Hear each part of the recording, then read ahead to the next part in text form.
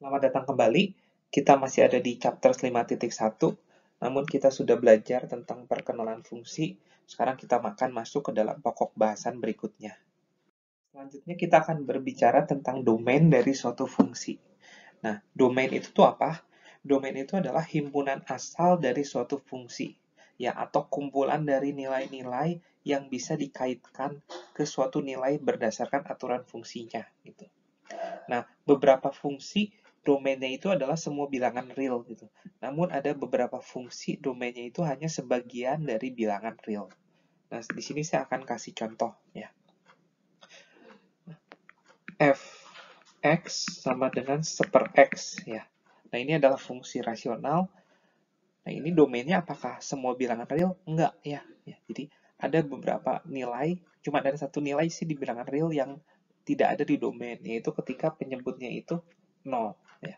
Berarti di sini x-nya itu nggak boleh 0. Nah, jadi domainnya dari si fungsi ini tuh apa? Semua bilangan real kecuali x-nya 0 ya gitu. Jadi ini domainnya. Dinotasikan dalam bentuk himpunan. Jadi semua x di mana x-nya itu nggak boleh 0 gitu. Dari semua fungsi yang telah kita bahas, sebenarnya hanya ada 3 ya fungsi yang harus kita perhatikan. Ya, pertama itu fungsi rasional ya. Fungsi rasional itu domainnya nggak semuanya, karena bawahnya itu nggak boleh 0. Yang kedua itu adalah fungsi akar pangkat 2 ya, karena yang di dalam akarnya itu harus positif kalau nggak 0 ya. Dan yang ketiga itu sebenarnya ada fungsi logaritma, namun kita akan bahas itu di chapter 5.2. Jadi sekarang kita cuma akan berbicara tentang, jadi kalau ngomongin domain, yang harus kita perhatikan itu apakah fungsi itu rasional atau fungsi itu akar pangkat gitu ya. Nah, kita punya nomor 1. Nah, nomor 1 ini domainnya apa? Karena ini bukan fungsi rasional, ini adalah fungsi polinomial, berarti domainnya itu semuanya. Ya. Atau dalam notasi interval tuh dari minus tahingga sampai tahingga. Gitu. Nah, kalau nomor 2, nah ini lagi-lagi fungsi rasional, berarti domainnya itu apa? X, asalkan X-nya itu bukan 3. Gitu ya. Nah, terakhir, nomor 3, itu fungsi akar pangkat ya. Berarti domainnya itu adalah asalkan di dalam akarnya itu positif, kalau enggak 0 gitu. Berarti harus yang lebih besar sama dengan 3. Ini. Nah, kalau dalam notasi intervalnya berarti domainnya itu adalah 3 sampai tahingga. Ya. Oh, 3-nya tuh harus ikut ya. Ini. Nah, semoga cukup jelas nih dari 3 contoh ini. Ya. Jadi saya ulang lagi, yang harus kita perhatikan kalau ngomongin domain itu adalah fungsi rasional atau fungsi akar pangkat ya. Atau fungsi logaritma. Tapi fungsi logaritma kita belum belajar, ada di bab setelahnya. Nah, bagaimana dengan fungsi eksponensial ya? Fungsi eksponensial adalah bentuk umumnya adalah b pangkat x ya. Nah, kebetulan ya, untungnya gitu. Jadi domain dari fungsi eksponensial itu adalah seperti fungsi polinomial itu. Jadi semuanya. Jadi semua angka itu bisa kita hitung gitu, nggak ada pengecualian gitu. Jadi domainnya itu adalah bilangan real atau dalam notasi interval minus tahingga sampai tahingga. Jadi fungsi eksponensial kita nggak punya masalah apa-apa. Dari semua fungsi eksponensial, jadi fungsi eksponensial kan yang beda-beda itu base-nya ya. Nah, ada satu fungsi eksponensial yang base-nya itu spesial, yaitu fx sama dengan e pangkat x. Nah, e ini adalah bilangan spesial ya, sama seperti pi gitu, pi. Nah, itu bilangan irasional ya. Nah, e juga adalah sama, bilangan irasional.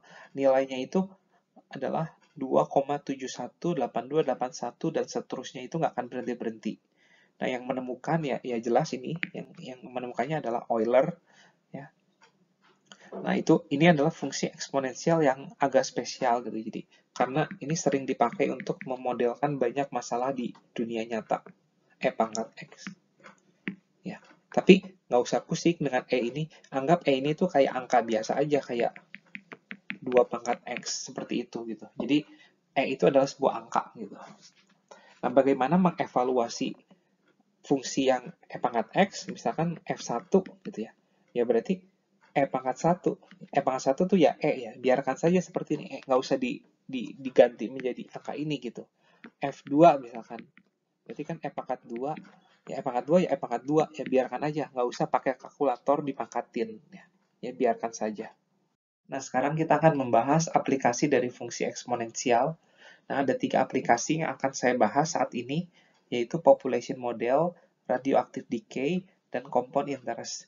Population model itu adalah model populasi, gitu, model pertumbuhan dari populasi bakteri, populasi manusia, gitu, populasi virus nih.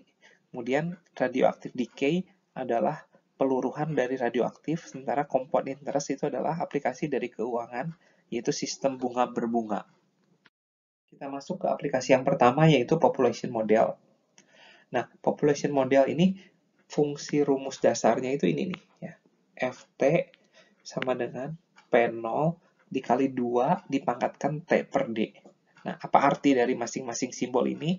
P0 itu adalah populasi awal, gitu. Nah, T itu adalah waktu, ya. Nah, waktunya itu bisa dalam tahun, bisa dalam menit, bisa dalam bulanan, gitu.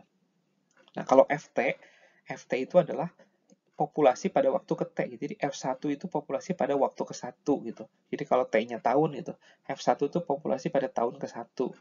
Kalau T-nya bulan, berarti F2 itu populasi pada bulan kedua.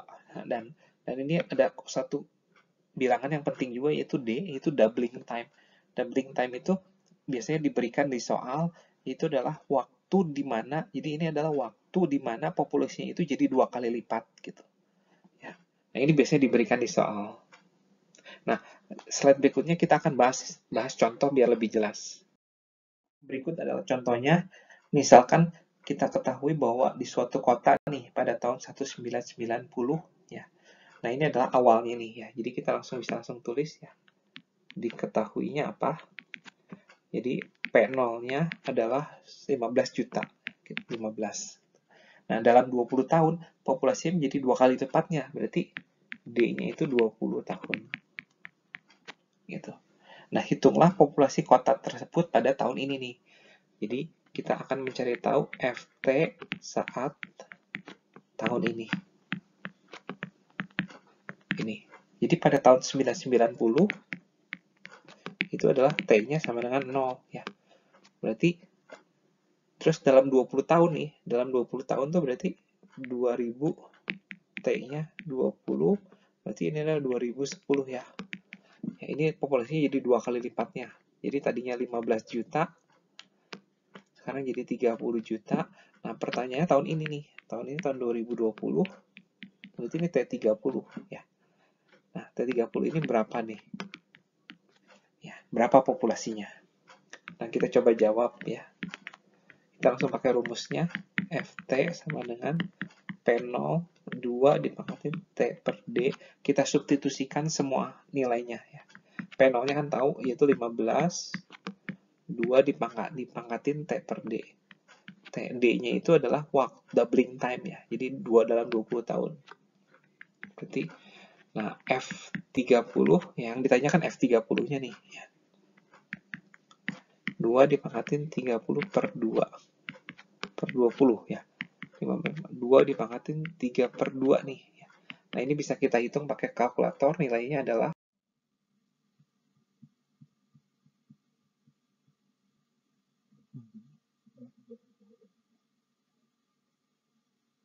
42 juta, 4264 orang ya.